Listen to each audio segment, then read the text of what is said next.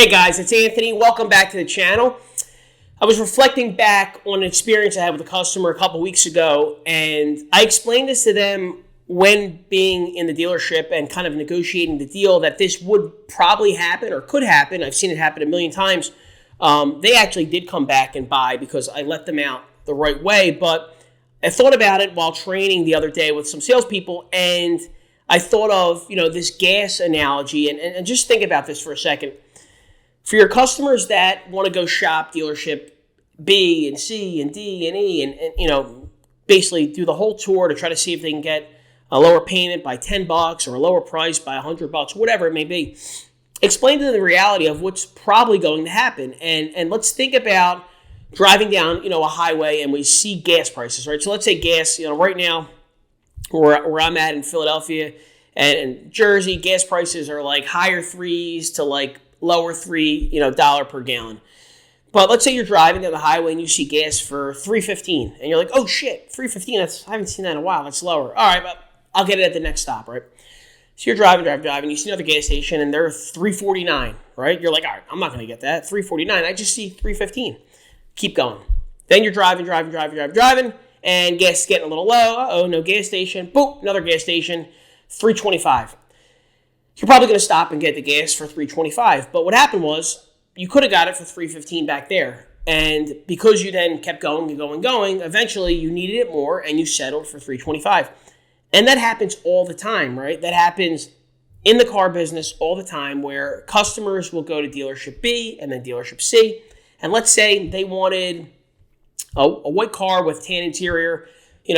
Black on black was their second option, but they really wanted white with a tan, interior or tan gut, as we would call it, right? And they go to dealership B, dealership C. They may end up at dealership D, right? Dealership 4. And at this point, they may have black on black as their only option. There's no white and tan. You may have sold the white and tan. And the payment on the black on black might be $30 a month higher than where you were at. So you were car selection number 1, exterior, interior, 1-1, exactly what they wanted. Payment, little did they know, be the lowest out of everybody, but they did their due diligence. And they ended up settling for a car they didn't want as their first choice, that they did, but not really the first choice, at a payment higher than they wanted to be. And that's all because they ran the risk of waiting. And I don't think customers understand this, and we kind of have to play the tape for them that thinking about things doesn't make decision-making any easier. It just adds more to your plate. More things you have to worry about. We talk about it all the time, decision fatigue, right? Having to make so many different decisions throughout the course of the day, it makes you tired. And it makes you less effective in your decision making, right? And it makes you less efficient in your day. So just explain to them that what tends to happen is we go to B and C and D and all of these different dealerships ultimately to settle.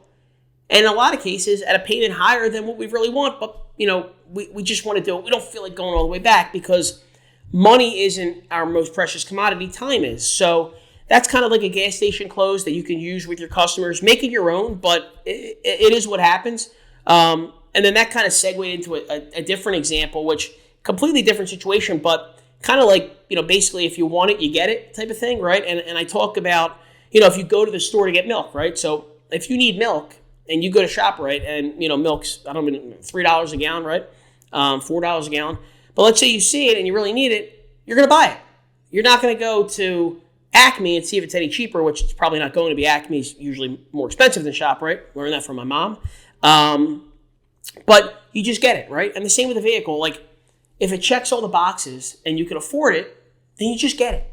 You just get it. And then you could focus on other things that you have to do. Now, I know the magnitude of the car purchase is much higher than milk. I get that. But you can explain to the customer and use that example, then segue into the only reason why you wouldn't do the deal today is if A, the vehicle wasn't perfect for you, B, you couldn't afford the vehicle, and C, you didn't like me or my dealership, right? So if you want it, just get it, right? If you want it, just get it. You can use kind of both of those. These are all to prevent the customer ultimately from, you're saving them from themselves, right? You're saving them from themselves. A lot of times, and this is real. And I think what happens is untrained salespeople don't know how to handle the reality of what's taking place. A lot of times customers act in such a way that's actually not best for them by going to waste their time, their efforts, their gas money, ironically enough, going to other dealerships and then settling for something. But it's only because the salesperson wasn't trained enough to handle the situation when they were in front of them.